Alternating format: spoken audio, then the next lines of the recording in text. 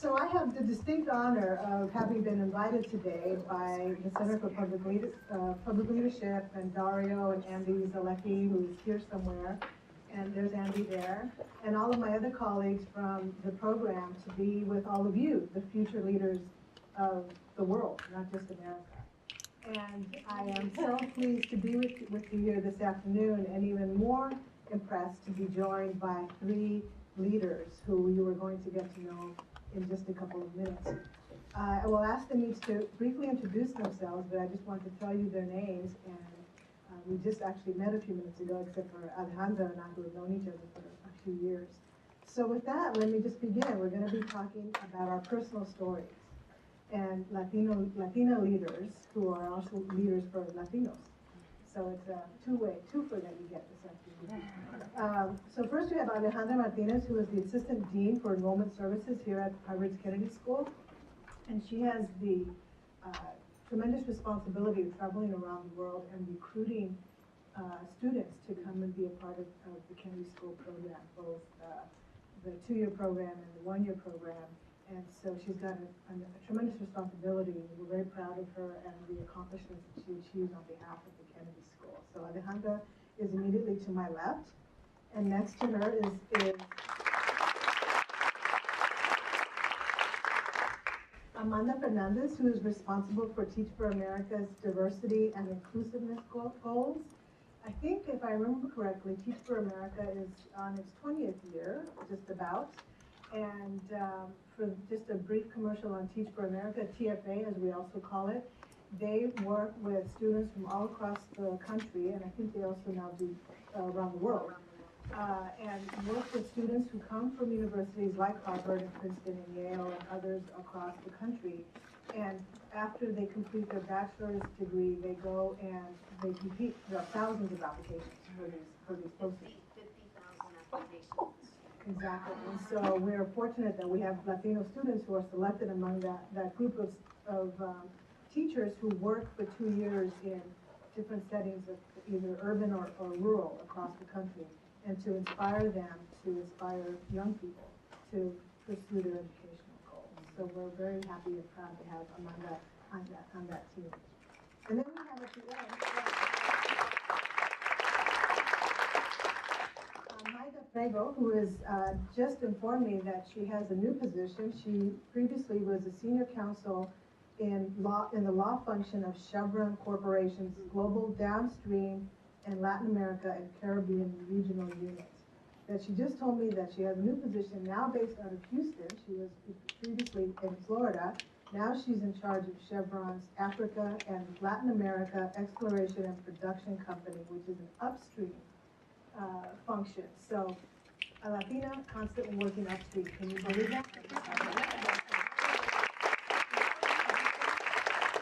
going to tell us some more about that as we embark on the conversation.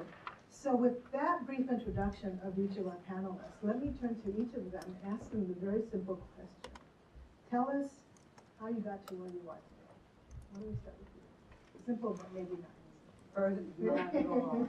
But I would like to extend a warm welcome to all of you. I'm already looking at you to see which one of these I could recruit to.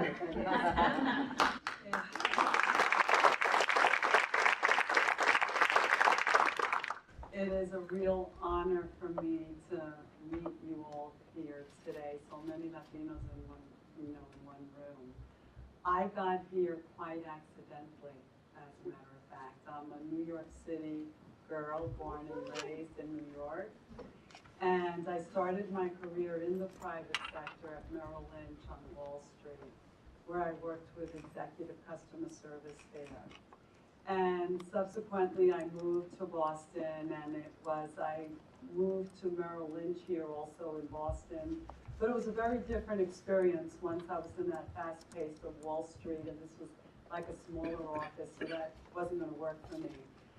So I'm just going to very quickly, so I was looking for other opportunities, and I ended up working then at an NBC affiliate in the sales office of WBZ TV here in Boston. Still in the private sector, but still utilizing the same skills. It was still customer service oriented. And I did a lot of that also at BZ in the sales department. And it was an exciting position. I really enjoyed it at the time. But then I had my two youngest children who were twins, and it wasn't really cost effective to stay at work at the beginning. So I stayed home for around 5 years, a time in my life that I think I enjoyed tremendously. And then I started meeting with people, networking. What am I going to do next? And I met with a headhunter who asked me, I was working in our main administration office here in the finance department, and I got my hands on what was then called Inside Harvard. And this was in 1990, and they still didn't have anything on the computer. If you wanted to look for a job, it was in a little booklet. And I saw a position there in recruitment for one of our programs, the Mid-Career Master in Public Administration. And I applied for it, and 21 years later, I'm not going to bore you with all the details, but it's been a wonderful 21 years at the Kennedy School.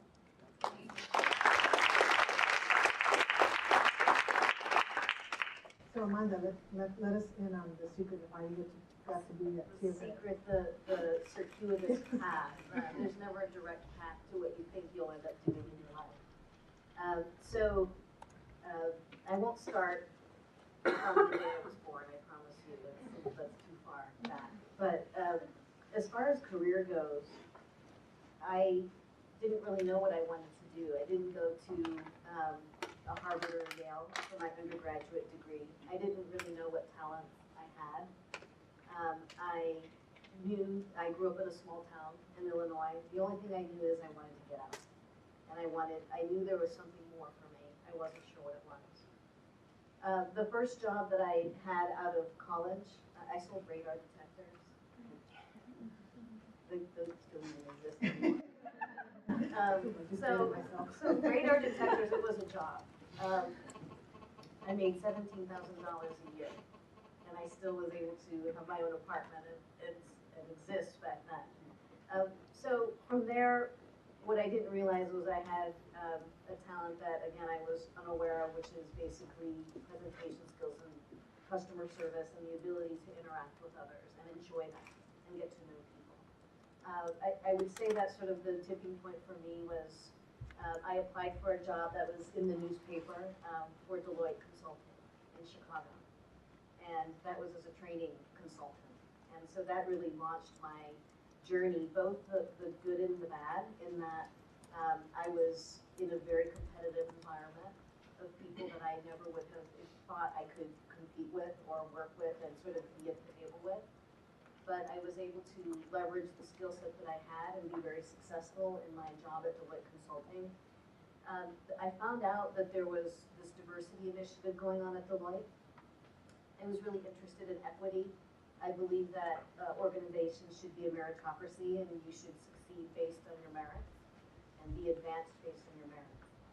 And this position opened up in their national headquarters. I got the job working in the diversity office.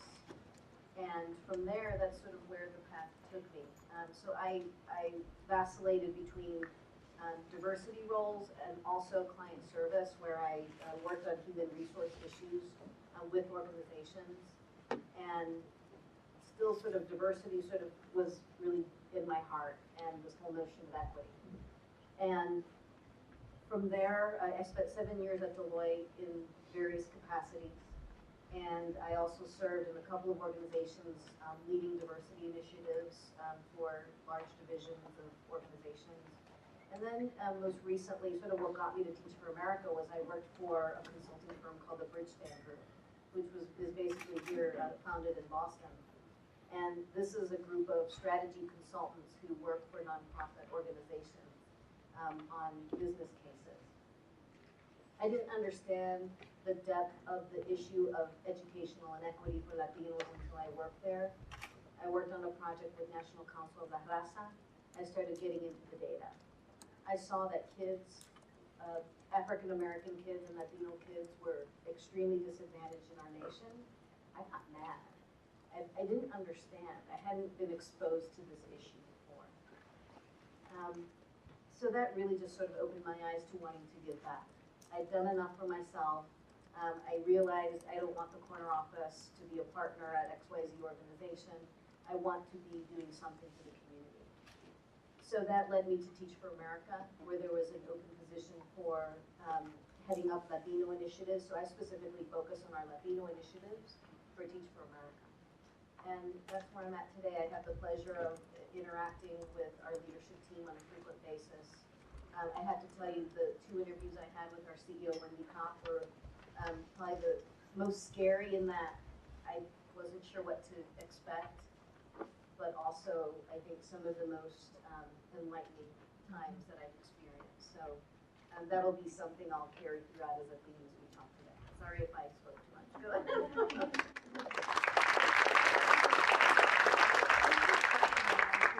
Where did you go to college?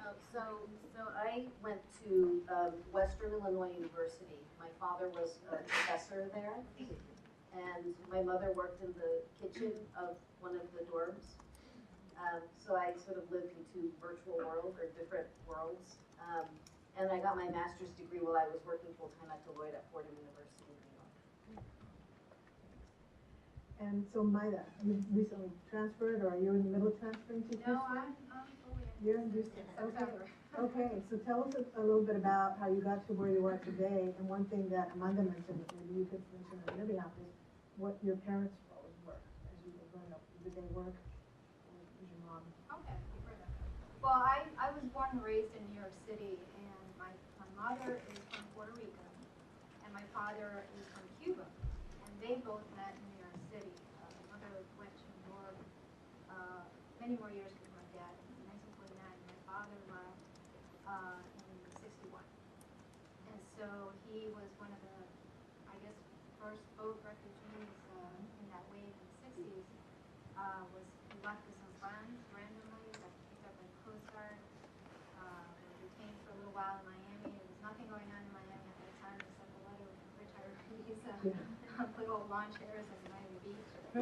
So he found his way to New York City, and that's how my parents met again together.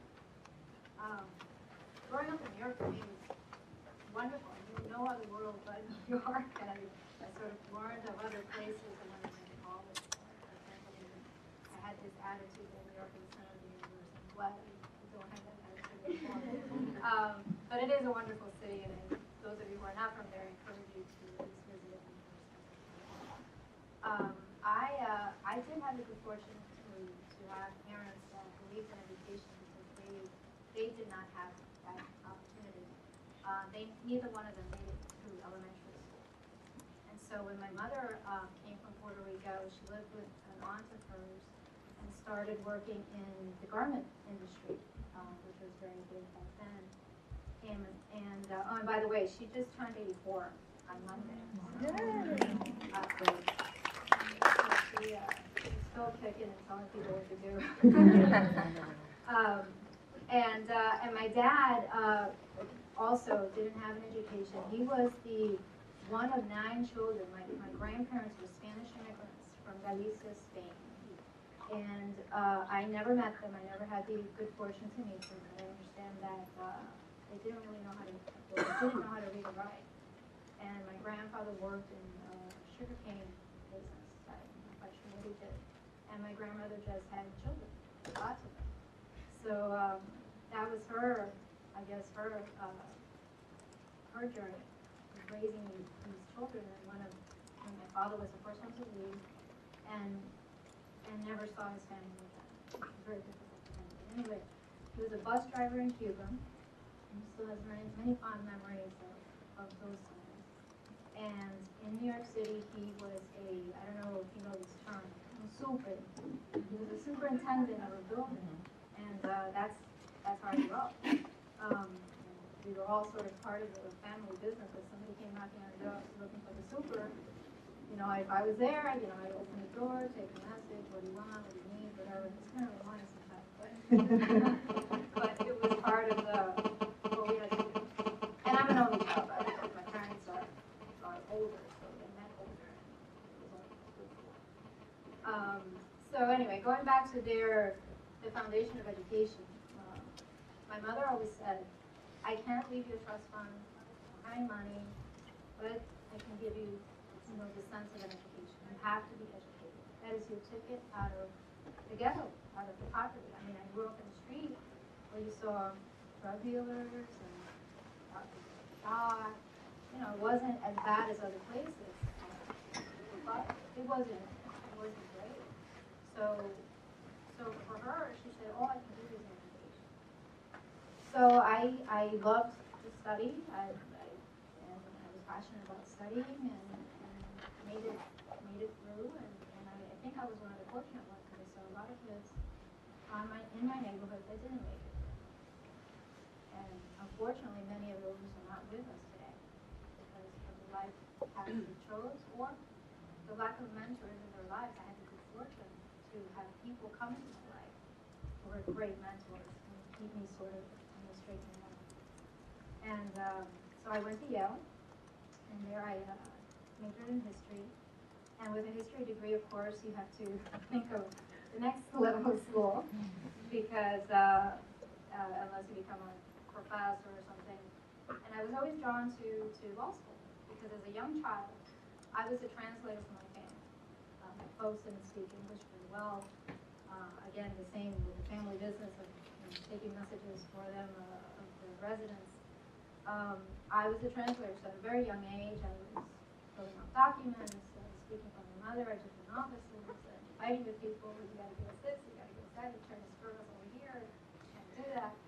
So I learned to fight at an early age and learned that maybe becoming an attorney perhaps is the tool to really fight for yourself and fight for others who can't fight for themselves.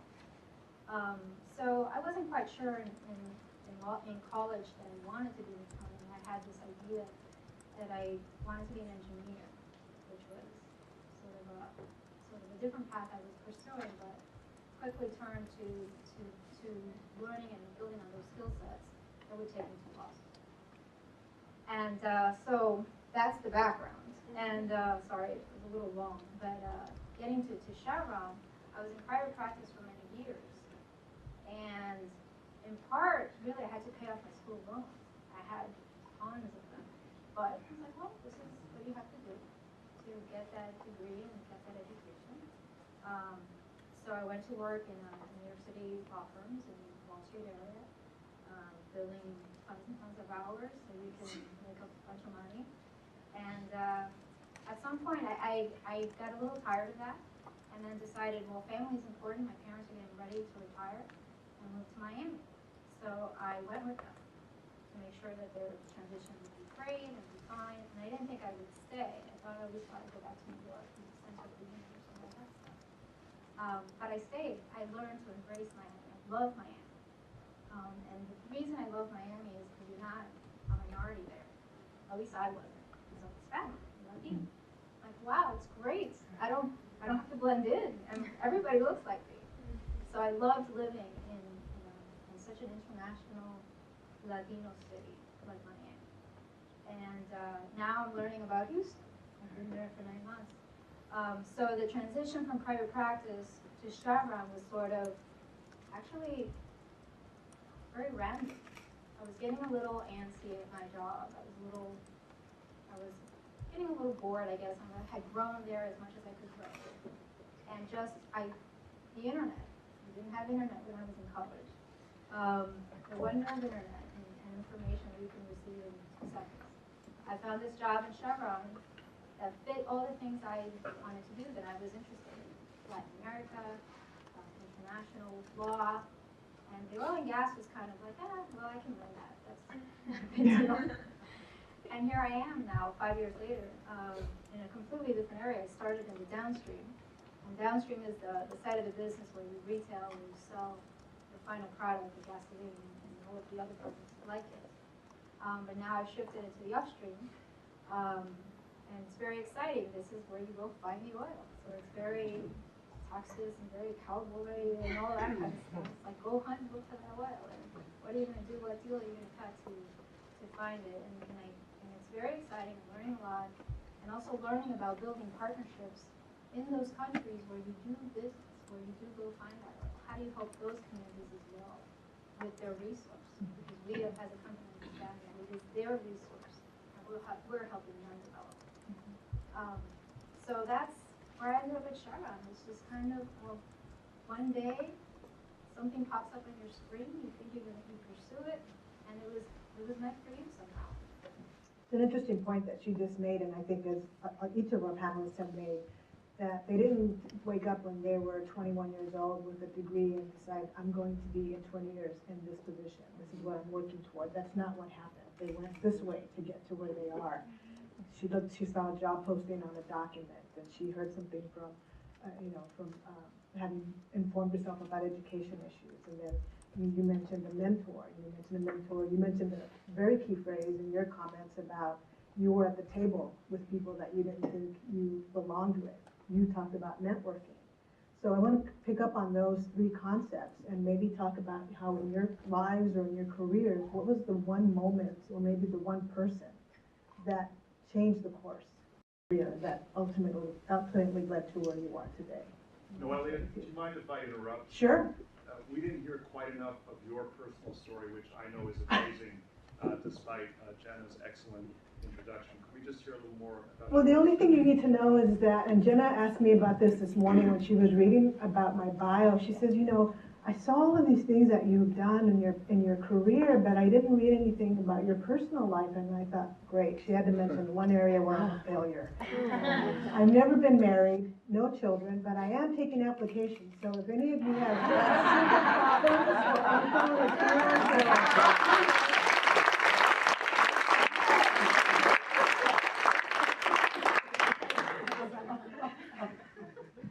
But seriously, I'm serious. But my story was not unlike my colleagues here at the table. I was born in a border town in Brownsville, Texas, which I just visited last week to be with family. But I grew up in Los Angeles, California. My parents moved there. They had the good vision in that time frame to go to Los Angeles so that I could start school in a school system that was better than what they had seen around them in a border town. So when I go back to Texas now, I mean, I love my cousins and I have tremendous respect for them, but I see people like them and others, and I say, there, but for the grace of God go I. I have great opportunities because I got a better education, all public school, throughout my career.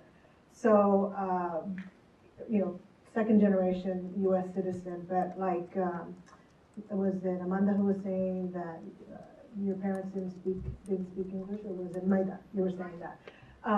You know, my dad, when I would go to the store with him and he would write checks, I would have to spell out, tell him how to write the checks, because he didn't write in English. So those are the kinds, very similar stories, but I mean, like my colleagues here, we never thought, oh my gosh, our lives are so hard and difficult. That's just the way it was. And I think because of those experiences, it made us the kinds of people that we are today. And I think you all have very similar experiences, maybe in a tech version of it, but you have very similar experiences, which is what makes you the future of future leaders of our country. Andy, thank you for giving me the opportunity. Thank you. But remember, my phone number is 617.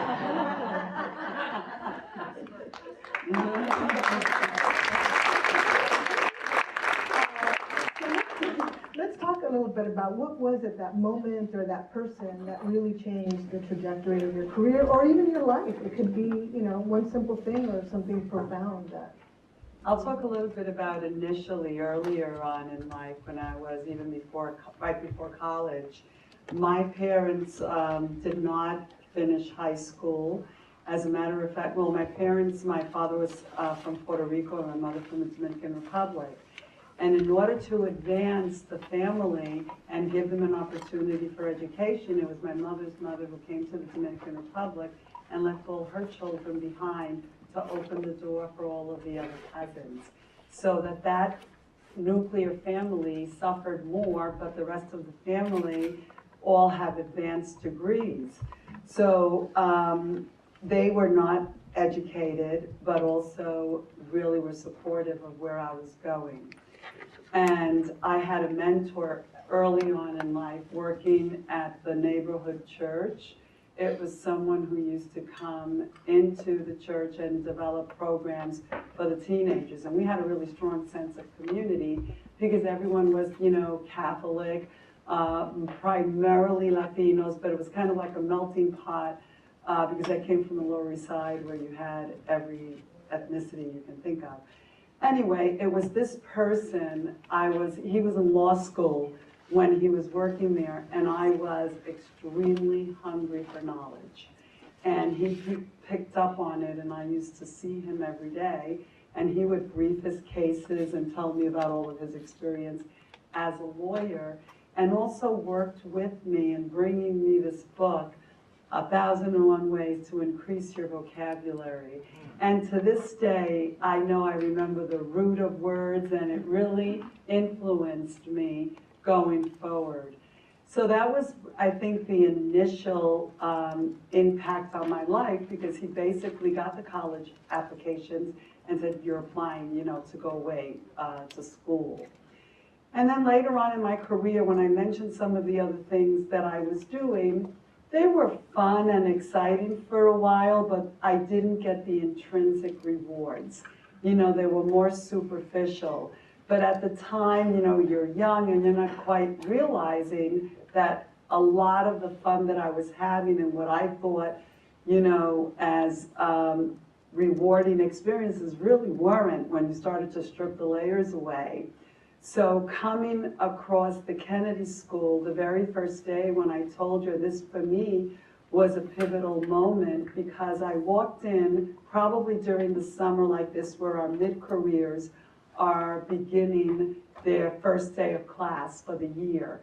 And these are mid-careers who are en route to run their countries, or they're CEOs, or they're, you know, in charge of nonprofits, really influential people. And when I walked in, having seen this job, and one thing that I am is assertive, I said, I'm gonna find out who's this hiring person. Before, I never even went through human resources. I walked in with my resume in hand on a Friday at 5, like 10 to 5 in the afternoon, and walked in, and he met with me. And then he just deposited me in the middle of the courtyard where they were having beer and volleyball at the end of the day. And by now I knew about the mid-career program, and I knew that they were doing wonderful things and changing the world. The majority of them were in the public sector, and it was intimidating to think that, you know, these people were already at really high level positions. But the person who interviewed me, you know, it like backfired. He interviewed me, but he also took me to the courtyard. Come with me, put me, you know, deposited me right in the center of the courtyard. Said, I forgot I have a call, and left me there in the middle of all these strange, accomplished people. But I think that I was savvy enough to know what he was doing, to see how I would interact with all of these people. And I looked at one friendly face and walked right towards her and says, I'm gonna start a conversation. And that's how it started for me, just being able, at this point, you can put me in anybody's room, in anybody's situation, from a local store in my old neighborhood to the White House, and I can manage. And so that was a moment.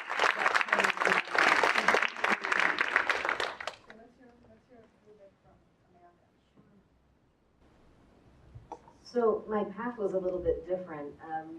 I had I was socialized differently in that, in the community where I grew up, there were no other Latinos. There was not a Latino in sight for mine. Chicago was the nearest town.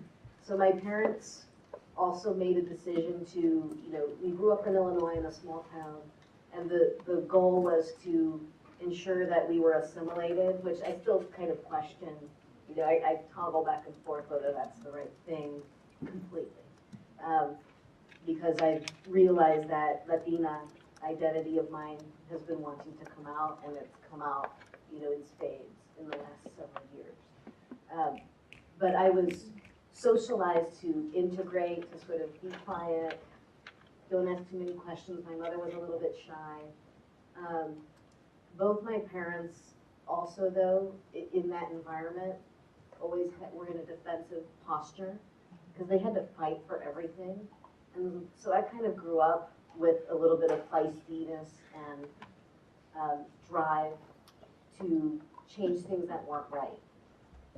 And so I took a back seat. I felt like I kept getting lucky getting these positions and that I wasn't as capable as, you know, as others may have thought I was or didn't think I was.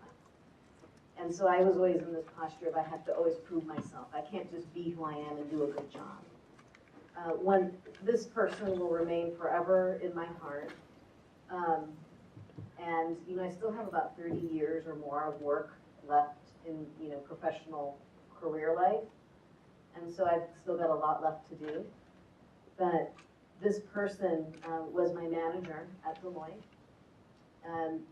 African-American woman, not that that's relevant, but it is in that we both sort of shared sort of similar paths in terms of our identity and what we brought to the table and things that we had to do to get to where we were and how people perceived us.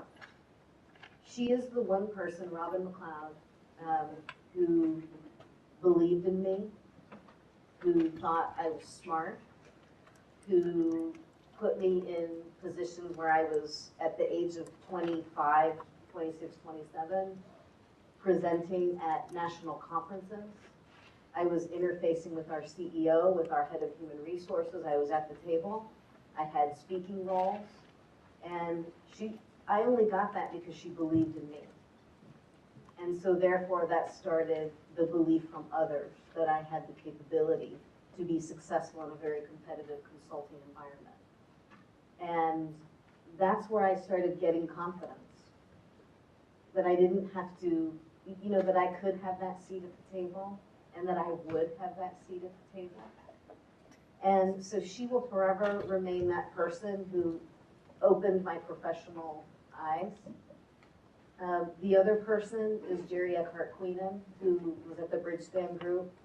The position I had there was not with the case teams with all the Harvard Kennedy School graduates, the Yale graduates, and all the Ivy League. So I still always felt a little bit sort of second best. And here she was, a White House fellow, former White House fellow, you know, Harvard graduate, Harvard MBA, like the pinnacle of success of a female. And I looked up to her so much. And she's the one that said, you will get the skills to be on our cases, and you will be on my team because I believe in you. And so, and that was just a few years ago. So the journey continues. It doesn't end. So I'm, you know, always looking for that next person that I sort of have that connection with, that I can ask for help and not be afraid to sort of share different fears that I might have, even though I've been working for 20 some odd years. And so that is comforting to know that you will find people along your path that you trust enough that you can let your guard down. Because in corporate America, and even in nonprofit, I've always had a little bit of a guard up because I didn't feel like I could completely trust in what was happening in those environments and how I was being perceived and how people would get advanced in the organization and things like that. The good news is there are a lot of good people, white, black, Hispanic, it doesn't matter, male or female. There will be people who see something in you as they saw in me and will help you to get to that next place. Excellent. Make a great point, couple of points that you make. If I may interject for a moment before we go on to Maida, your mentors in life are probably and may not necessarily look like you. My mentor in life was a middle-aged white guy who was 45 years old when I was 22 years old, and he was the one who made a difference in my life. So if I'd been waiting around at that point for a Latina to help me out, I would still be waiting because they just weren't around. And so you can't, you know, don't put those blinders on that you have to be connected to somebody who looks like you or has the same experience as you, because you will find that the beauty is that other people with other experiences have faith in you, and then later on you are going to share that same faith with somebody who doesn't look like you later on. My example is when I was working for the mayor of Los Angeles. I'd only been with him for about 6 months. And one day we were going for drinks. And I'm not going to sugarcoat it. Talk to this. And we were walking into this private club that he was a member of. And we were walking in, on walking out was a very prominent Los Angeles attorney from a private law firm, Latham and Watkins. I mean, I knew this man from television and newspapers and the whole bit. So the mayor introduced me to him. His name is Gil Ray. And so I, shook his hand. I said, "It's a pleasure to meet you, Mr. Ray." Chit chat, chit chat, chit chat. He goes on his way. We go inside. The mayor and I, we get into the elevator, and the mayor says to me, "I don't want you to ever do that again." Do what? You should not have called him Mr. Ray. You should have called him Gil. You are as important as he is. So that was a very important lesson to me. That's not to say I should be disrespectful, but do not ever consider yourself lucky to be somewhere. You're there because you've earned the right to be there. And if you don't think that you've earned the right to be there, then you should at least pretend like you have the right to be there.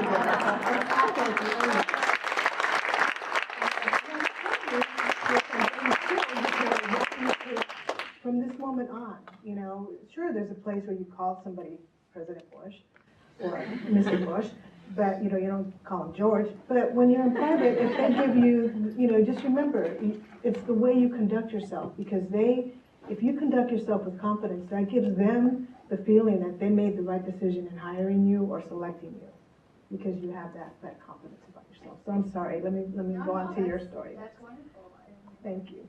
And it's hard to find a specific moment in your life where everything changed. I think it's in stages. And sometimes you all gave very positive stories, and I was just thinking, gosh, what can I say here? Actually, sometimes difficult moments come from negative stories, right? And for me, I'm thinking, geez, I've got a lot of this. But what I was thinking about is people telling me, no, you can't do that. No, that's not for you. Like, I remember from my elementary school, again, going back to that, I was the translator. My mother, we lived in a predominantly Irish neighborhood in New York City. It's no longer Irish. It's in the tippy tip of Manhattan. And there were no Hispanic kids on my block at the time, and none at this Catholic school down the street. And I'm embarrassed to say, I was in a public school for kindergarten, and my mother immediately took me out of there when I was going to first grade, because some sixth grade girl beat me up in the bathroom. And I didn't know how to fight back. I mean, she was huge. So anyway, she just didn't like me. She just pushed me around and whatever. Traumatized me for a little while. So my mother's like, my God, I have to put her in private school. It would be so much better because you pay for it. That's all she knew. So she goes over there and she asked one of our neighbors, who was very, tight with that church and went to that, was in that church a lot. And she said, come on, I'll introduce you to the pastor, and we'll do the application and we'll get you in. And so he said, well, does she speak English? Because we didn't look Irish, I guess. It's like, well, does she speak English? And I just stood up and said, of course I do. And why can't I come to your school? He goes, well, you have to take a test. Sure, I'll take that test. So I took this test, and I scored a perfect score. Because I was going to defy this priest who didn't know me and didn't even ask me, do you speak English? He was like, does she speak English? Like, I wasn't even there. And I was so annoyed by that. I was like, what, 5? But, thinking of examples like that, that comes up. Those are the challenges. Somebody will tell you along your path, no, you can't do that. That's not for you. I had, in my high school, not to brag, I worked really hard for this. I had great grades, I had SATs, all the extracurricular activities. I was a maniac about school. So I knew I was going to college. I didn't know exactly where, but I'm like, I'm going to shoot high and see what happens, and I'll shoot a little in the middle and see what happens. I didn't have anybody in my family who had gone or who could tell me where to go or what to do, so I had to figure this out by myself. And you'd think that people in my high school, the guidance counselors, would help you. And they don't, because you don't look like that. I went to a predominantly white high school, because that's all there was in New York City back then. And so I remember this guidance counselor, I told her, you know, I think I'm gonna apply to Harvard and Yale, and this is my other bucket of schools in case, you know, those guys don't say yes. And she's like, oh no, this is where you need to go. This is this other schools I hadn't heard of. Like, what is this? You're gonna send me where? What is this? No, because Harvard and Yale, that's really out of your reach. I'm like, why? Why is that out of my reach? I said, look at my SATs, look at the perfect scores, done everything. I even took classes at Columbia University on my own time in the summers where I worked in a supermarket, made extra money, paid for these classes so I could have even more to show off on my resume. And this wasn't good enough. I'm like, but the other girls that you're encouraging, encouraging to apply, don't even have all of these extra things that don't have the high grades. So I'm like, I'm going to listen to this woman. I'm going to apply. I don't care what she says. And I may not have her recommendation, but I'm going to find somebody else who knows me in the community to give me a recommendation because I don't trust what she's going to write. And you had to have, I think, the guidance counselor. And I got it. And her Johnny fell off her face.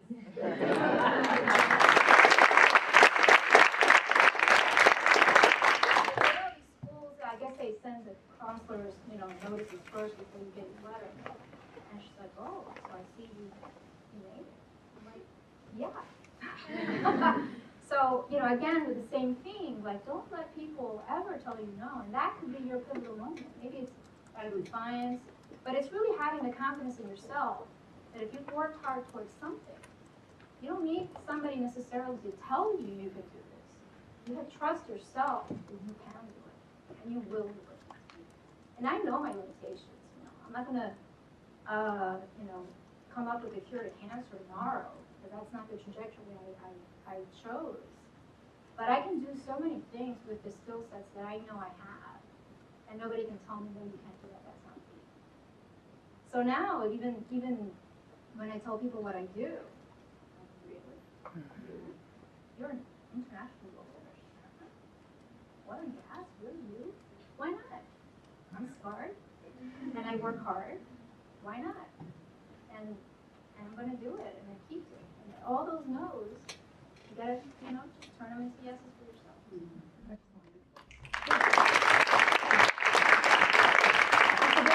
I mentioned at the beginning that we're going to have some time for questions and answers, but if you're in the middle of the next few minutes here on stage, there's a dying question that you have, please raise your hand and make sure that I see you and I'll call on you. And then just tell us who you are and what your school is. But we have a few more minutes on the panel discussion. One of my favorite words, my favorite F word, we're going to talk about now. Failure. I'm sure you probably think none of us ever failed. You would be wrong. Tell us about a time that you failed, that you felt you failed in your career or in your life, where you just, it really impacted you, and how did you get out of it, turn it around? And it's not being It's not, no, I've had some good fun being single, so I'm just exhausted.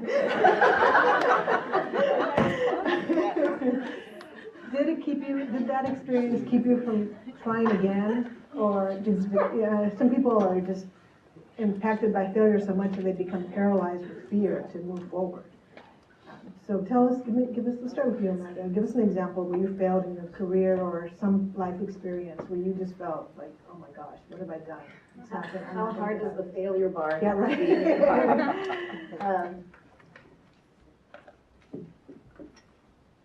So I think a key moment for me was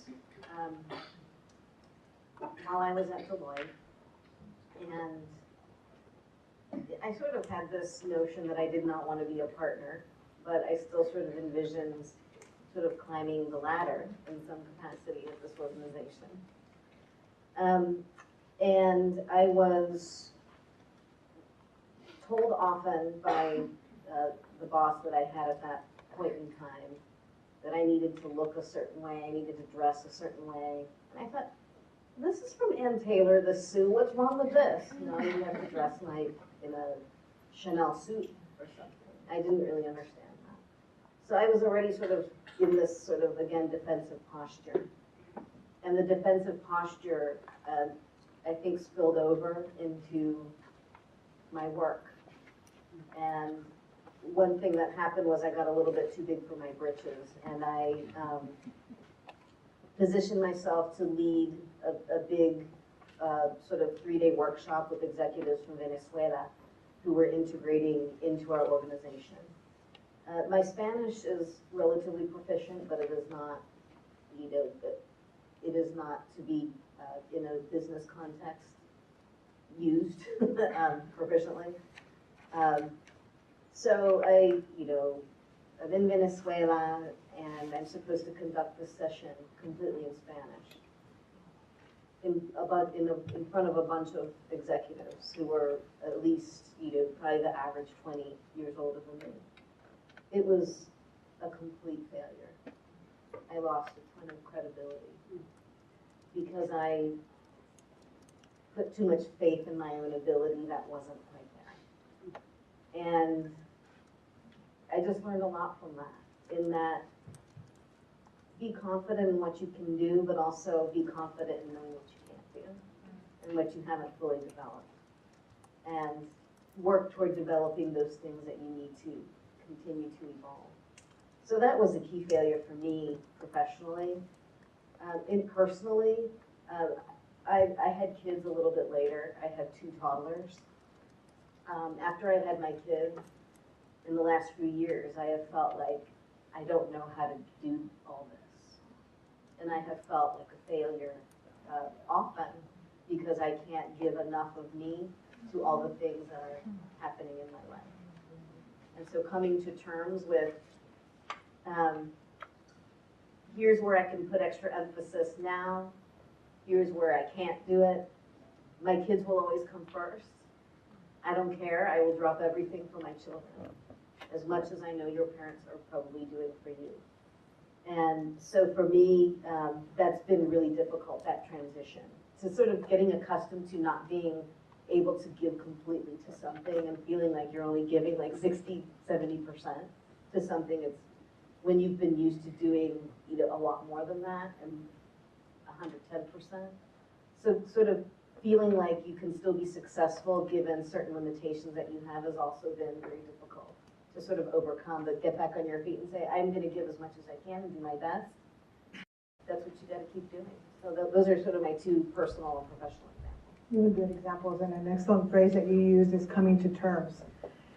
Coming to terms, it gives you, it actually liberates you to be able to move forward in whatever way you choose to go. Excellent. So Alejandra, let's talk about an example maybe that you have. For me, it was also in trying to prove my ability to be a great director of admissions when I first assumed the role.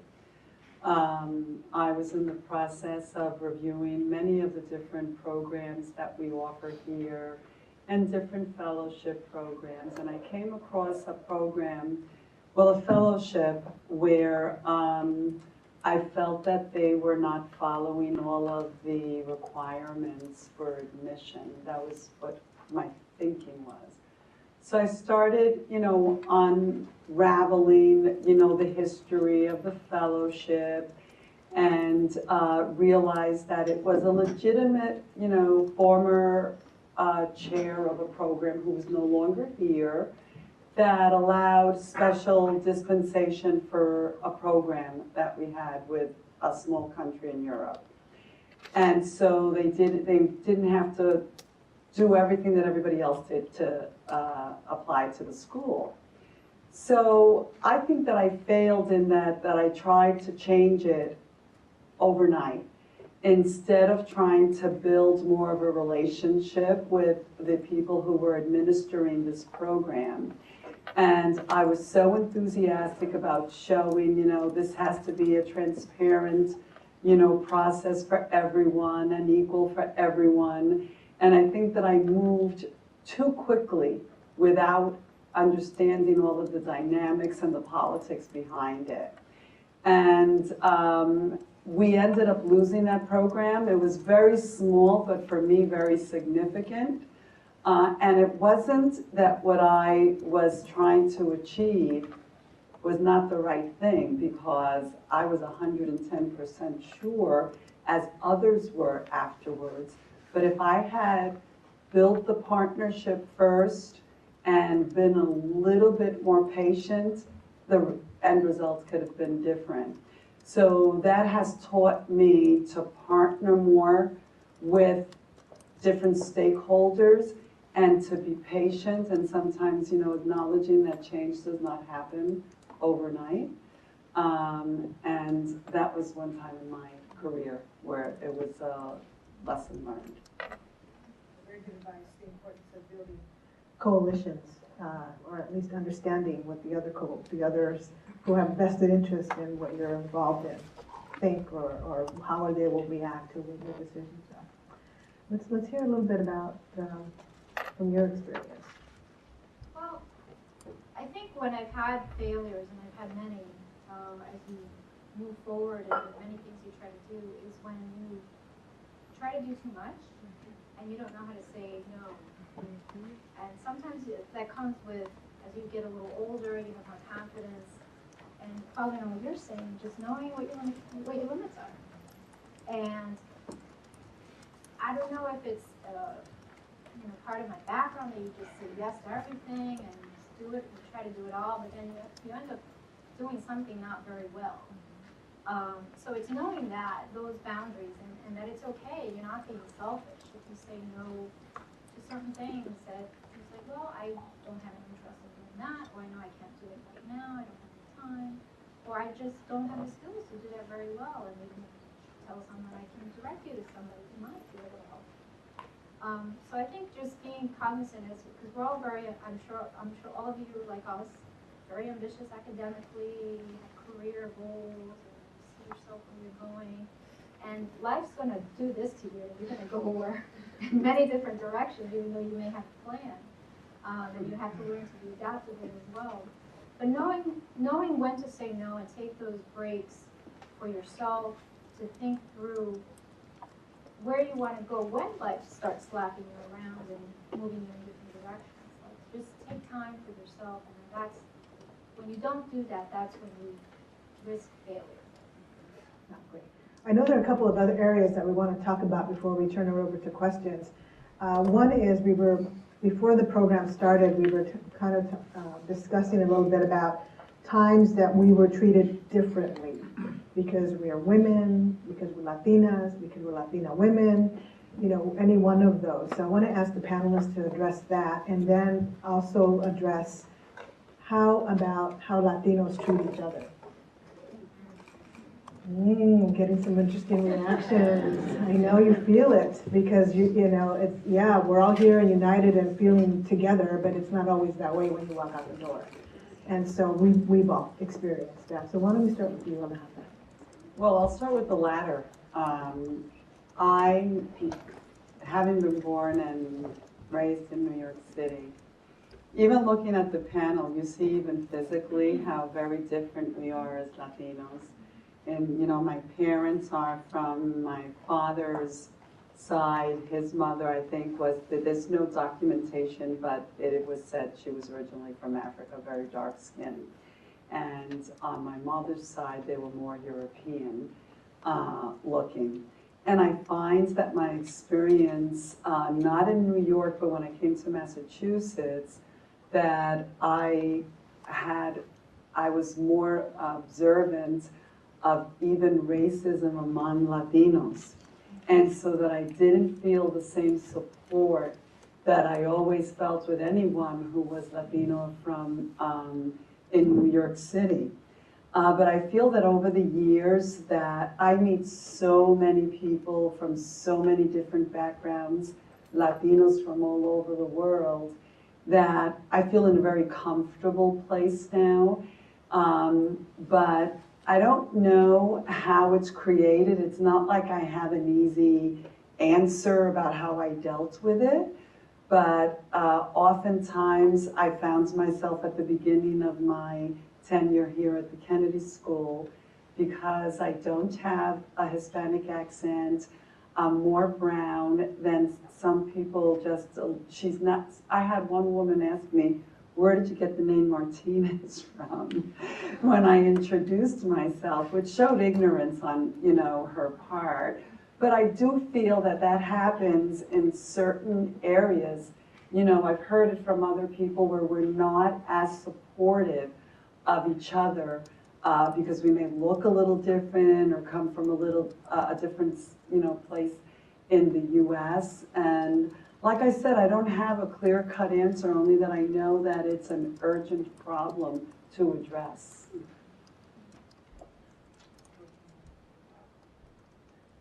So starting with the latter question as well, I experienced when I first started working with other Latino organizations and starting to introduce myself with other Hispanic organizations that are all pretty prominent. I'd show up at these events and they'd be, pero tú no eres Latina.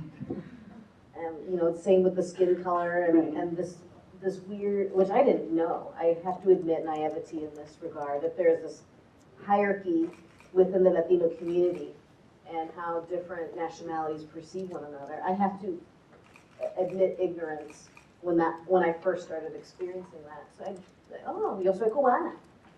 Oh, eres cubana. And that's where like this identity thing started coming out. I mean, I'm like, you're not gonna tell me I'm not Latino. Yo soy una Latina. I love my black beans are right. You know, I know how to make arroz con pollo. So and so that identity started coming out in me to say, wait, Latinos, you're not gonna tell me I'm not Latino enough for you. And that bothered me because that is a huge part of my life. And just because my skin is white, sorry, but that doesn't change what I identify with and what matters to me. So I experienced that that was 12, 15 years ago. And so then I've been a little bit more aware. And at Teach for America, we're really working on that because we have so many people coming from so many different backgrounds. And trying to get to this point of understanding, which I kind of believe for Latinos, there's a baseline that we all can identify with. We might be different in different ways, but there is a certain level of comfort that I feel now when I walk into the room and it's all Latinos. Like, I love seeing all the dark hair. Because most of the rooms where I was treated differently, I was the only dark-headed person, and I have to admit my stature, I'm like 5 feet tall. I think there was some perception about that as well in terms of, you know, what can this woman bring to the table? And my style is not this in a group setting. I'm quiet, but when I have something to say, I will think about it and I will say it. And that usually catches people off guard to be like, I didn't think she'd do anything. And yet I will, well, not always very profound, but at least I will have a comment or a thought and to bring to the table that could be valid. And so that's been my experience, both from how Latinos treat one another, but then how I've sort of felt in certain environments where I'm the only. So it's interesting on both sides. Thank you. And let's end that part with Maida. Well, I'll take the idea of like, as we're treated differently as women, and working in a predominantly male industry, I feel it every day. So you have to, you know, obviously in corporate America, they're not going to openly say something. They've had enough HR training to avoid really thinking about but you sense it, you feel it. You know, you have these big burly engineers, where you have to counsel them on something they need to do, a contract, something really stupid that they're trying to do. And they're not going to listen to a little girl, you know, sitting in the room. First of all, I may be little, I'm not a little girl, and I'm your lawyer. You know, so it's just breaking down those barriers is very hard. But unfortunately, it is what it is. That's what you face, and you just can't get discouraged because otherwise, then you have to take your ball and go home. And you just have to keep at it. In terms of Latinas, how we treat each other, I've come across great Latinas who were very supportive of each other, and unfortunately, come across others who are not. And it's like, we don't know how to, I think if we knew how to play together, we'd understand the power of numbers rather than trying to scrape for a little crumb and fighting against each other. I mean, I think that's kind of what the bigger system would want you to do, because then you're just killing each other and you're not even fighting for the bigger picture, for the bigger pie. So hopefully, I think, all of you would, in your lives and your careers, build those bonds with other Latinas and work with each other. So for instance, in my department, I'm the only one. I had a secretary come up to me the first day that I started in Houston, and she hugged and kissed me. Who are you? Why are you doing this? I don't know you. I just met you. And then I was embarrassed to have that reaction because she said, I'm so proud of you. You're a Latina. You're an attorney. You're here when you're counseling all these, my bosses. I just, I don't know anybody like you. And she's a Mexican American. She's a beautiful woman, very polished. And it's like, how could she feel that way? But in her world, she says, all we are secretaries to these people, and to the manager. We're just secretaries. But here you are as part of them. And that was a big thing for her. So she had to hug and kiss me. She still does it every time. But it just shows you that the more you go up, the lonelier it becomes. Yeah. And that's why the support is so important. Exactly right, excellent point. And, it brings to mind this issue, and that is, you had no idea that you were so impactful to her as a role model. And all of you in your lives you might, probably now, for your younger sisters or friends of the family or your cousins or whomever, are looking at you as superstars because you're in college, you're going on to do excellent things in your careers. You never know when people are watching you. You probably will never know that you will have an impact on somebody's life. So it's important to treat everybody, no matter what their station in life is, with the same respect that you would want to be treated with. So that's a message to keep in mind. So we want to wrap up before we open to questions. So I have one last question for our panelists. And in one sentence, if you could give us, or give our audience, what's the one piece of advice that you would give to them as our future leaders? Why don't we start with them? Never take no for an answer. Just Excellent. try to do. Amanda? At a panel a couple of months ago, Gloria Steinem was up there, and I remember her saying this, and that this has stuck with me. Stop asking for permission. And for me, because this really drives to the core of who I am, it's to ask for what you want and never ask for anything that you really have not earned. Because this way you could stand behind whatever it is you're asking for. Thank you very much. We're going to ask you to ask us your questions. So raise your hand and I'll call on you. Want to start right here? Hello, my name is Patricia Paredes from Somerset, California. Going back to family, culture, and parents, how do you balance trying to keep yourself humble, yet you know you're successful? What particularly can you do to show yourself appreciation, but also show your family and culture? For example, do you dress different when you go back home? What do you do? Can you do something different? And I forgot to mention, would you like all of the panelists to answer that, or do you want to direct it to one member so we can keep time? Okay, let's start with Alejandra. In balancing family and work, I think I was in a more fortunate, early on I was home, and that's where I chose to be.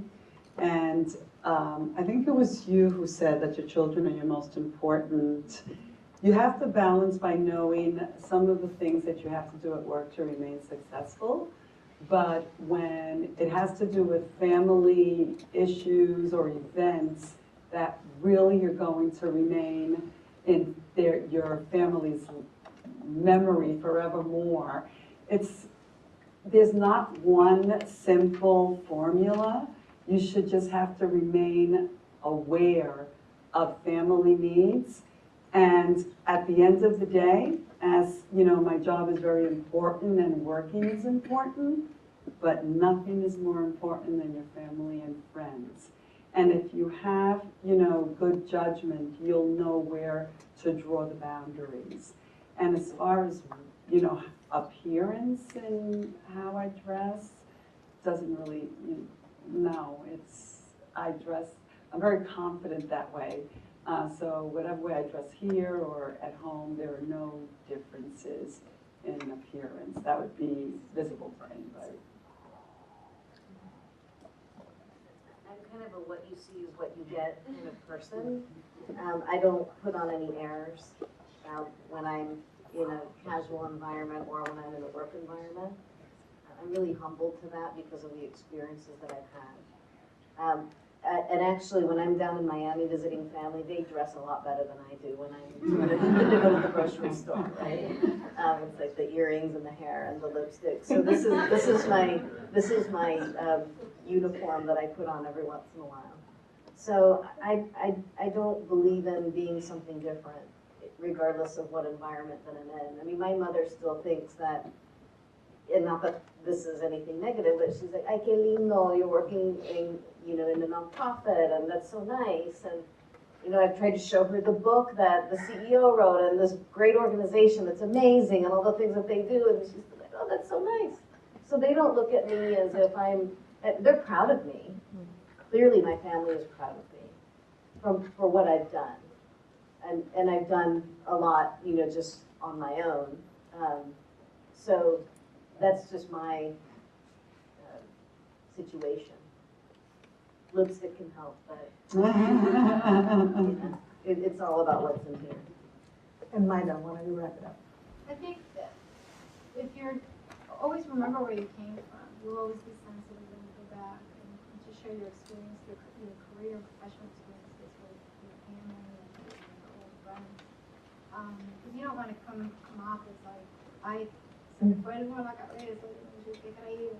You don't want to do that, right? But you want to be able to share with people what you're doing and how excited you are about your career path and your education path. Just knowing certain sensitivity. Like my parents, I mean, they're 84, so they don't really know what I do.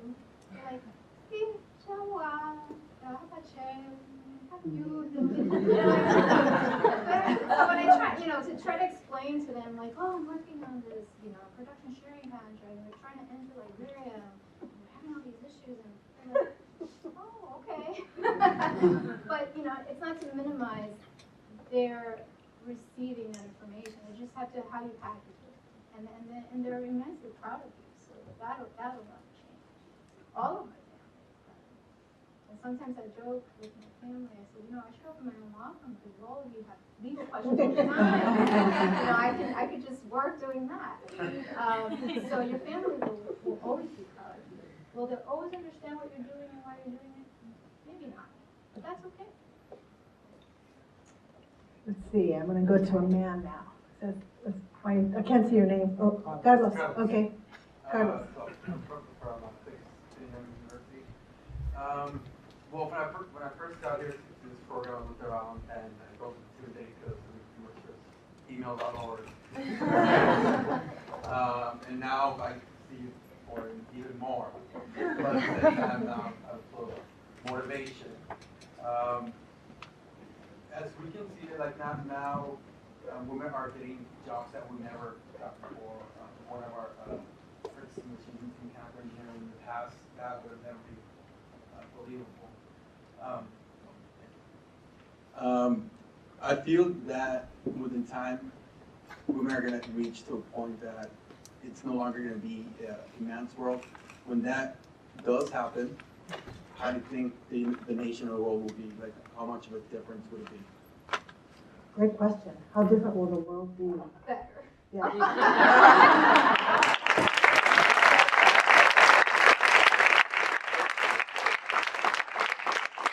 Next question.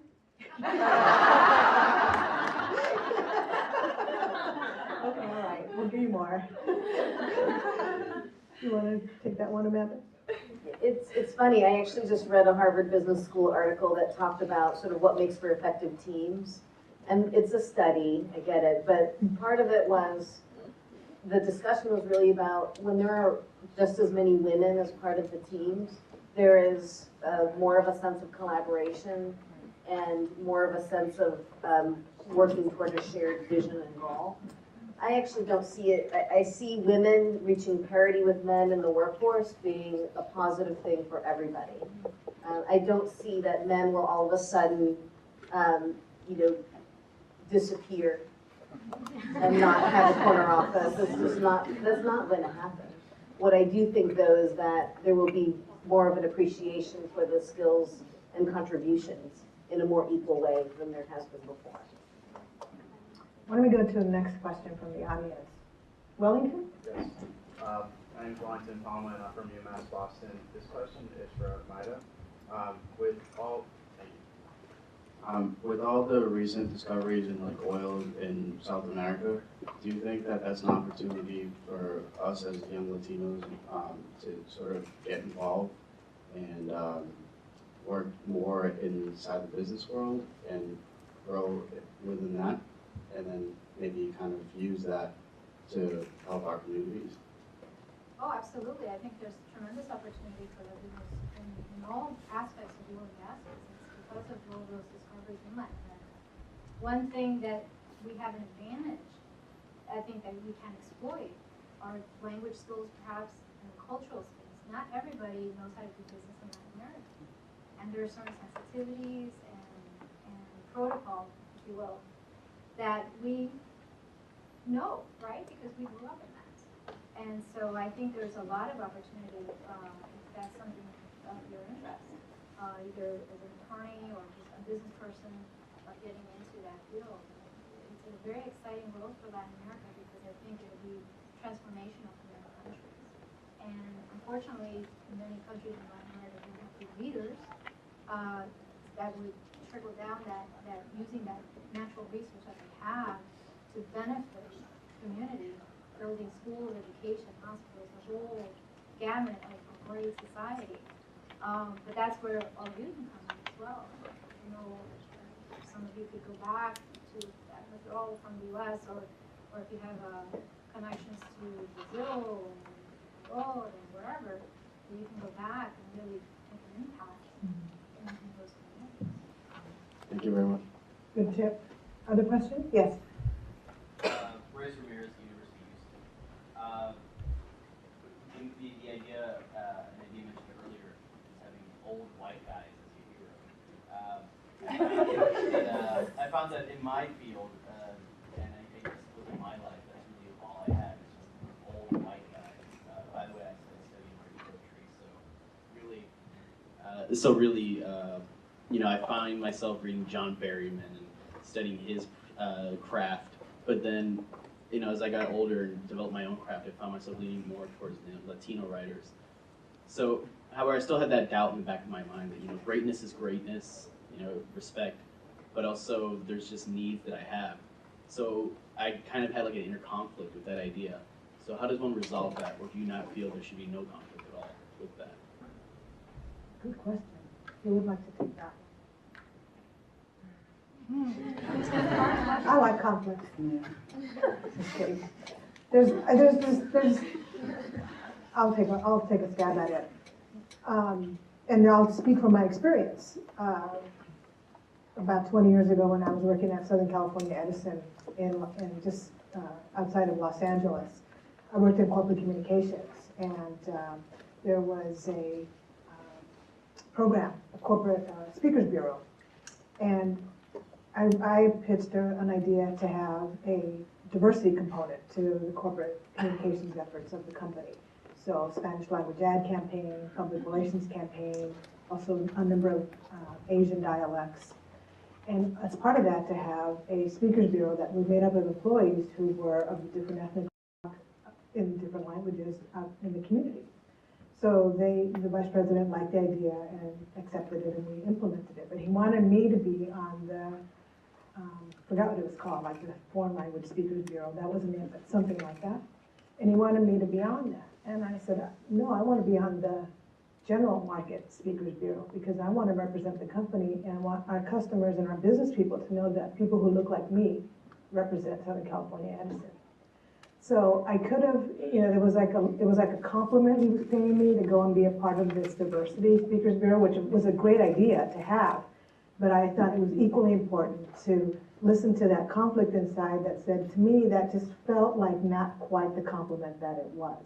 I wanted to be a part of the bigger picture.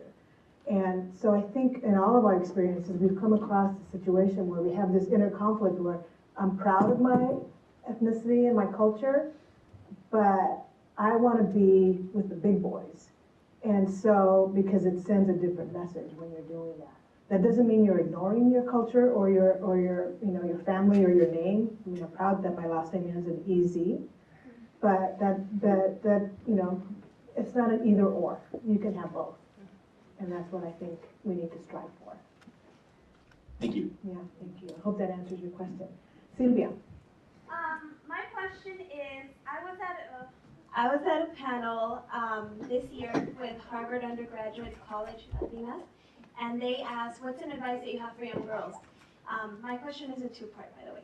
And they said, get your Mister before you get your Master's. Yeah.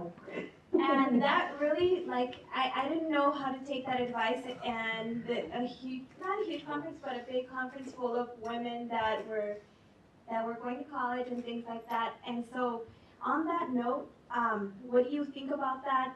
Do you think that, don't think about that, that doesn't matter? And I also want to ask, in sacrifices that you've made, every time I ask women, what's some advice that you have about your career and your family life, they always say every woman, no matter how much education or what career they have, they said make sacrifices. Do you feel that the more success you achieve, the more sacrifices you have to make in order to have this family, and just your general thoughts about that? So, who would you like? Do you want to direct that to One anybody? who feels Whoever compelled. feels best. I was just going to ask, this was 2011 that happened?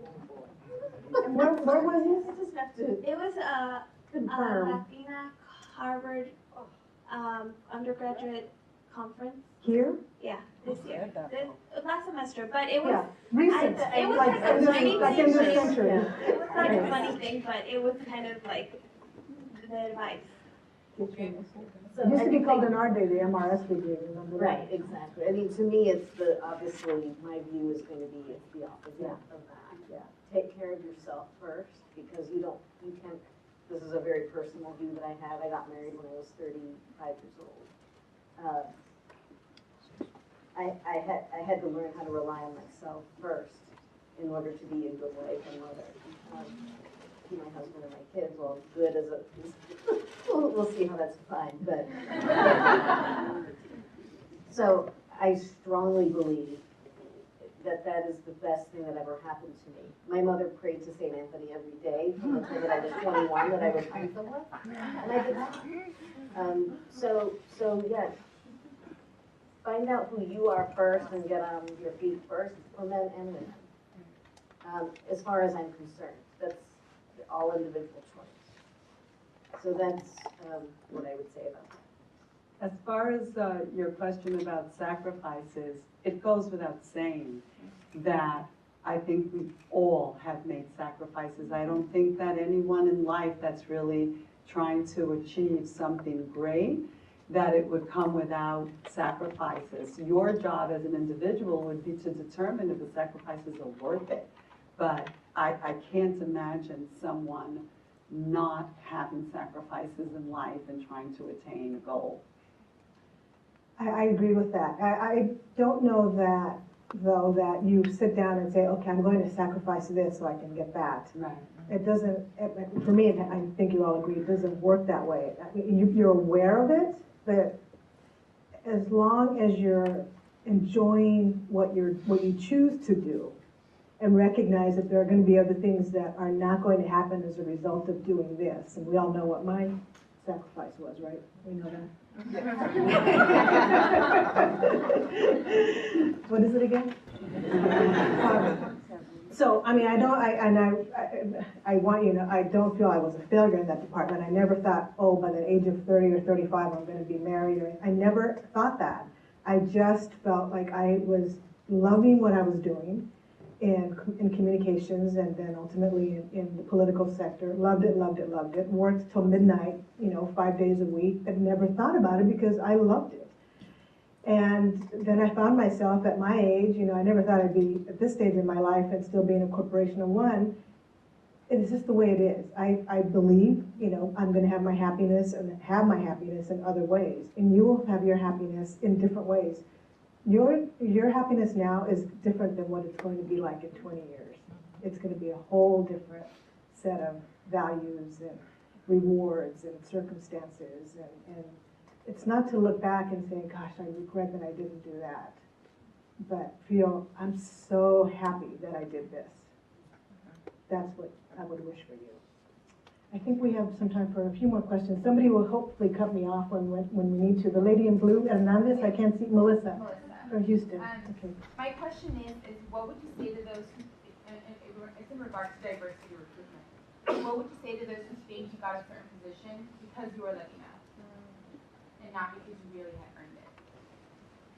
I think a lot of, I see all these companies, especially now, saying they have this diversity initiative, and some people agree with them and some people don't. So what do you think on that issue?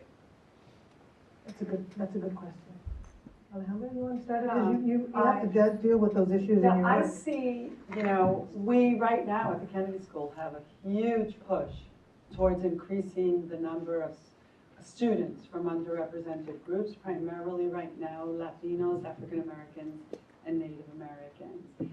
And I think it's a great thing that we have a conscious effort not only to want to recruit more students from these groups, but we're also aware that sometimes the applications from students from these groups may present themselves differently.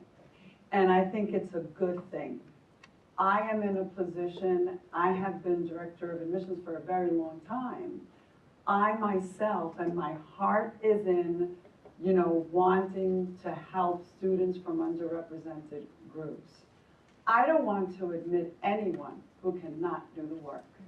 And believe me, I've had difficult conversations. One I recall in particular, where someone came to my office, and I won't say the ethnicity, but this person really felt that he was a shining star because he had a lot of public service and leadership, but there was zero evidence, even no matter what angle I tried to look at the academics from. And it was a tough conversation where I was first trying to have to advise him on how you could strengthen your application. And the third time he said, my application was just as strong as everyone else you admitted, I said, no, it wasn't. And it was the kind of thing that we want to invest in making sure that we're aware of cultural differences, or just many of us present a atypical application because of our background. Our parents may not have finished college, but it doesn't mean that we're not as smart and can't do the work.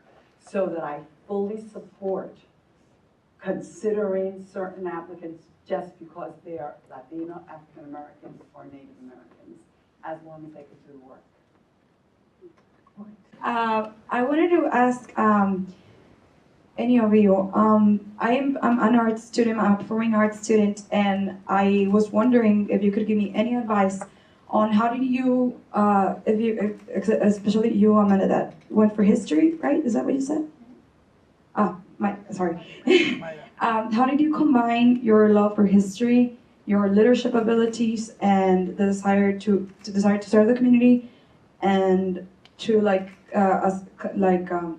pursue a career? How can you combine all of those? Because that's like a personal problem that I'm having right now. Like combine all of those together. And I know, like you all said that life is not going to be like a path this way. Like it's going to take you for like sideways, but it's like in your let's say senior year of college, what took you to that decision of like, I'm going to combine these skills that I have?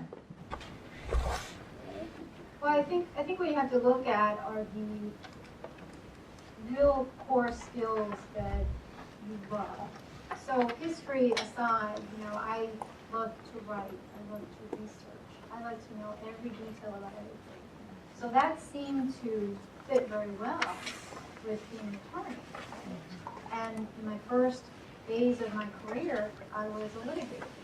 So when you build a case, it's much like doing a history project, I guess. You have to know all the facts, know all the details, dig around, investigate, put your case together. So all of those skills that I learned as a history major, for me, translated very well to being an attorney. And then more generally, just where did I think I could excel? Where would I have a voice? And I thought, at that time, not really knowing for sure, thank God it worked out, was to become an attorney. And I always thought, it can't hurt to have this degree, right? Because you still learn some very, very fundamental skills, critical thinking, public speaking, arguing, sharper writing, that you could translate to something else if being an attorney really wasn't your calling after all. So I don't know if I've answered your question, but for me, I think it's just looking for the real basic core skills that interest you or that you notice within yourself that you excel at, and how can you apply those to a major or a career. Hi, my name is Elisa Vasquez and I go to Loyola Marymount University in Los Angeles. I'm part of a service organization called Variant, and we are self-proclaimed feminists. Well, one of the things that we've been talking a lot about while we are at meetings is the fact that language is so important. For example, a lot of girls, while they are in kindergarten, you ask them, what do you want to be? And they say a nurse. What do you want to be? A teacher. While you ask men, the boys, what do they want to be? They say a firefighter. They say policeman. So what we've observed is that a lot of the girls choose things that are a little bit, what do I want to say? Just that a lot of girls don't say I want to be a firefighter, just because a lot of times it's called a fireman. So they think, oh, it's a fireman. No, that's for boys. And right now what's going on, and I've observed, and we talk a lot about it, and we try to prevent it, is the term guys when we refer to a group like this. Unintentionally, it's in society now. When we refer to each other, even though there's girls or women involved in the group, they call us guys. Personally, I don't like it just because I feel somewhat excluded. Maybe I'm just being a little bit too pushy, but it does affect our girls today. Do you think that things like the terms guys, when we're referring to groups like this, should be changed, or is it just, should we accept it right now? Good question. Why don't we go with Amanda on that one?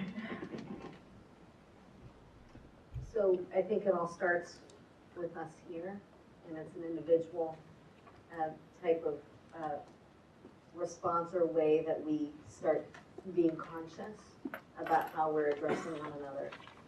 I, with my own daughter, say you can be a doctor. I don't say you can be a nurse. So I'm very conscious of that just because of the roles that I'm in. So I think it's an individual responsibility, and organizations like yours that you have, to start thinking about how am I addressing individuals or groups. And I think to some degree it may not change, just because of how many of us have been socialized over time as just a lens that you begin to use and operate with. Given the work that I do, I'm a lot more sensitive to that, so I'm very conscious of that. I've mentored Latina girls for a long time, and when they tell me at the age of 8 that they want to be J-Lo, I say, really? I mean, how many J-Los are there in this world? So to me, it's about, my role is to pay it forward to Latino children, that they have the opportunity to, A, get educated so that they can make their own decisions about what they want to be, and that they don't have to be labeled and put into a certain bucket. It's hard because our culture also, I think, pushes certain norms upon us as to what we should be and do.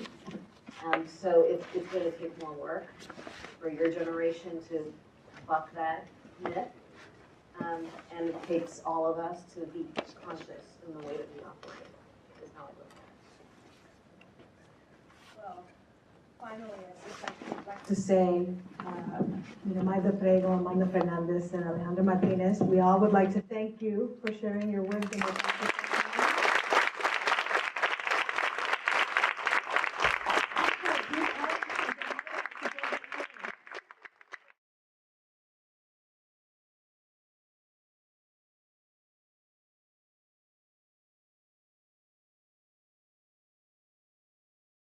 So I have the distinct honor of having been invited today by the Center for Public Leadership and Dario and Andy Zalecki, who is here somewhere, and there's Andy there, and all of my other colleagues from the program to be with all of you, the future leaders of the world, not just America. And I am so pleased to be with you here this afternoon, and even more impressed to be joined by 3 leaders who you are going to get to know in just a couple of minutes. I will ask them each to briefly introduce themselves, but I just want to tell you their names, and we just actually met a few minutes ago, except for Alejandra and I, who have known each other for a few years. So with that, let me just begin. We're going to be talking about our personal stories and Latina leaders who are also leaders for Latinos.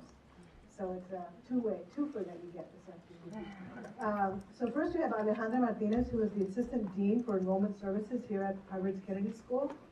And she has the tremendous responsibility of traveling around the world and recruiting students to come and be a part of the Kennedy School program, both the 2-year program and the 1-year program. And so she's got a tremendous responsibility. We're very proud of her and the accomplishments that she achieves on behalf of the Kennedy School. So Alejandra is immediately to my left, and next to her is Amanda Fernandez, who is responsible for Teach for America's diversity and inclusiveness goals. I think, if I remember correctly, Teach for America is on its 20th year, just about.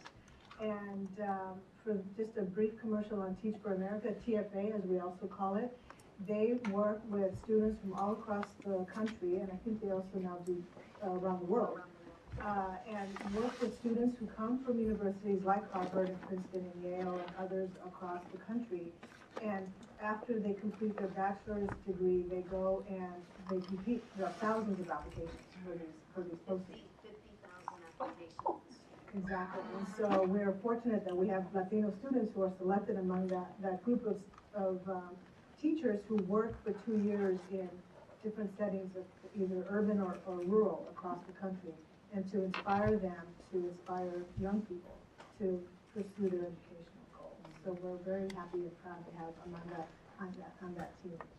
And then we have at the end, Maida Prego, who has just informed me that she has a new position. She previously was a senior counsel in the law function of Chevron Corporation's global downstream and Latin America and Caribbean regional unit. That she just told me that she has a new position now based out of Houston. She was previously in Florida. Now she's in charge of Chevron's Africa and Latin America Exploration and Production Company, which is an upstream. Fortunate to have parents that believe in education because they did not have that opportunity. Neither one of them made it through elementary school. And so when my mother came from Puerto Rico, she lived with an aunt of hers and started working in the garment industry, which was very big back then. And by the way, she just turned 84 on Monday. So she's still kicking and telling people what to do. And my dad also didn't have an education. He was the one of 9 children. My grandparents were Spanish immigrants from Galicia, Spain. And I never met them. I never had the good fortune to meet them. But I understand that they didn't really know how to read or write.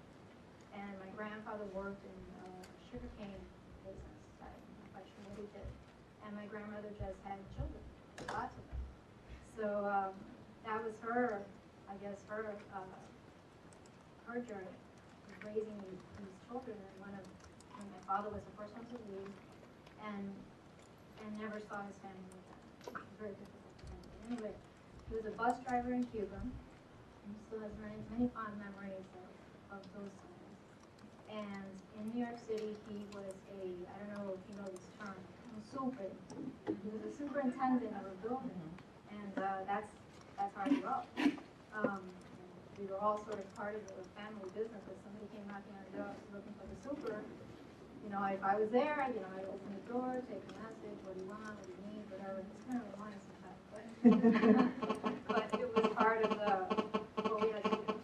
And I'm an only child, by the way. My parents are older, so they met older. And it was all good.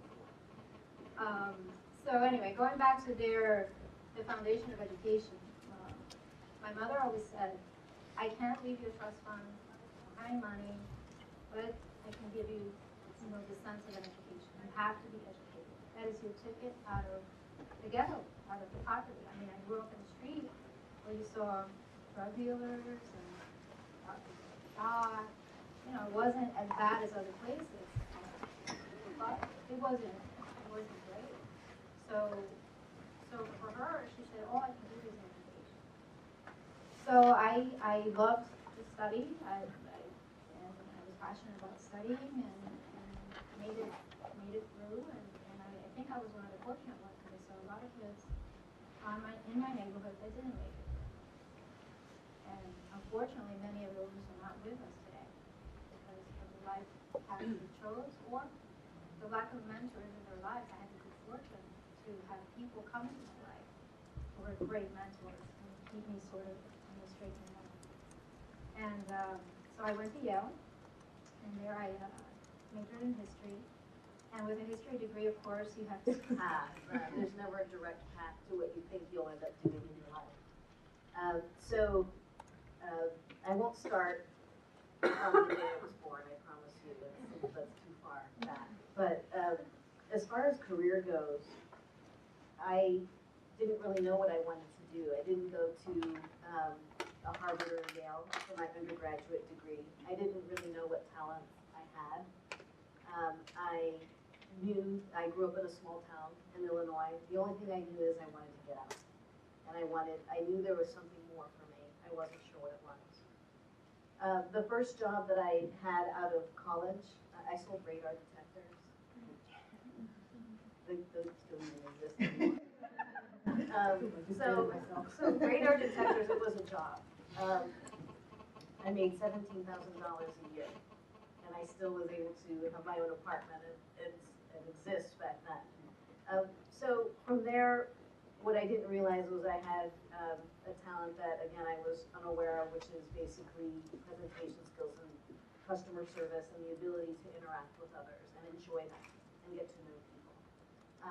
I would say that sort of the tipping point for me was I applied for a job that was in the newspaper for Deloitte Consulting in Chicago. And that was as a training consultant.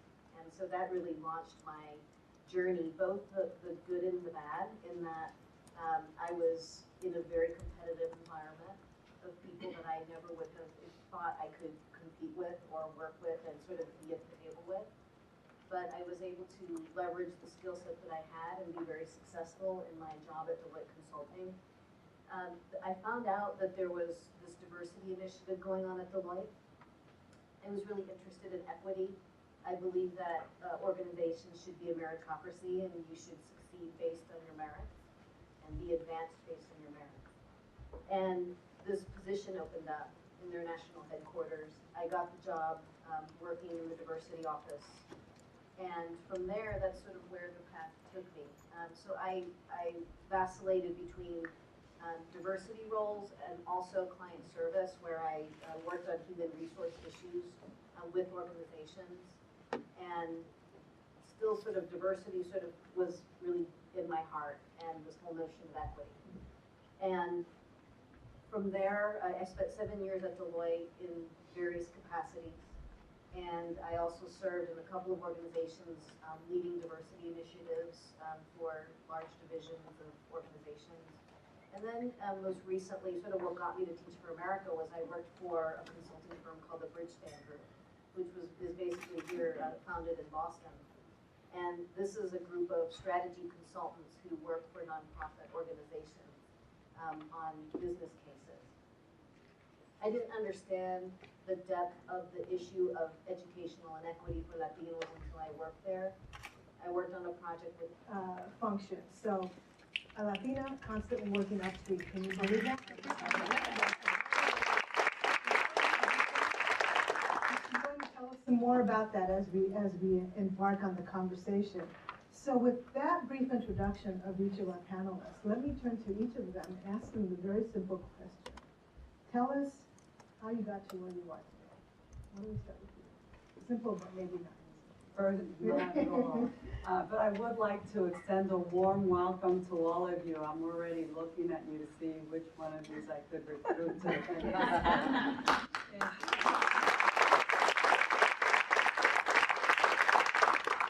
It is a real honor for me to meet you all here today. So many Latinos in one room. I got here quite accidentally, as a matter of fact. I'm a New York City girl, born and raised in New York. And I started my career in the private sector at Merrill Lynch on Wall Street, where I worked with executive customer service there. And subsequently, I moved to Boston, and I moved to Merrill Lynch here also in Boston. But it was a very different experience once I was in that fast pace of Wall Street, and this was like a smaller office, so that wasn't going to work for me.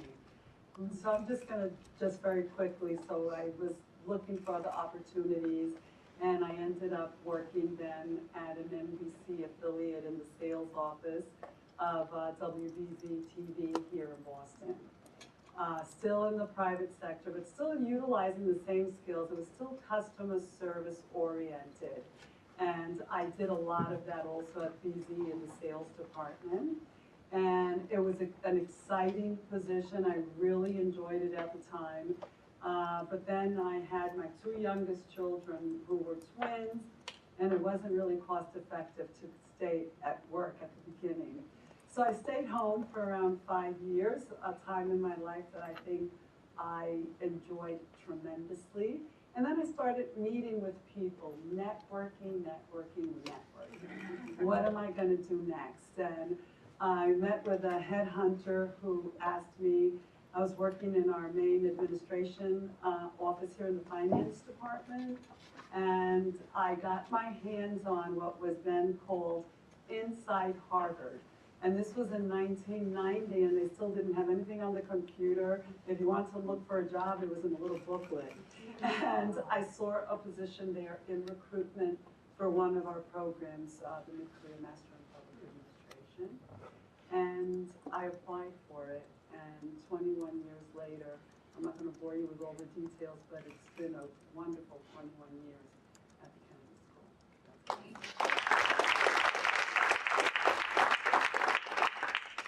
So Amanda, let us in on the secret of how you got to be at The secret, the circuit, the National Council of La Raza, I started getting into the data. I saw that kids, African-American kids and Latino kids were extremely disadvantaged in our nation. I got mad. I didn't understand. I hadn't been exposed to this issue before. So that really just sort of opened my eyes to wanting to give back. I'd done enough for myself. I realized I don't want the corner office to be a partner at XYZ organization. I want to be doing something for the community. So that led me to Teach for America, where there was an open position for heading up Latino initiatives. So I specifically focus on our Latino initiatives for Teach for America. And that's where I'm at today. I have the pleasure of interacting with our leadership team on a frequent basis. I have to tell you, the 2 interviews I had with our CEO, Wendy Kopp, were probably the most scary in that I wasn't sure what to expect, but also I think some of the most enlightening times that I've experienced. So that'll be something I'll carry throughout as a theme as we talk today. Sorry if I spoke too much. Go ahead.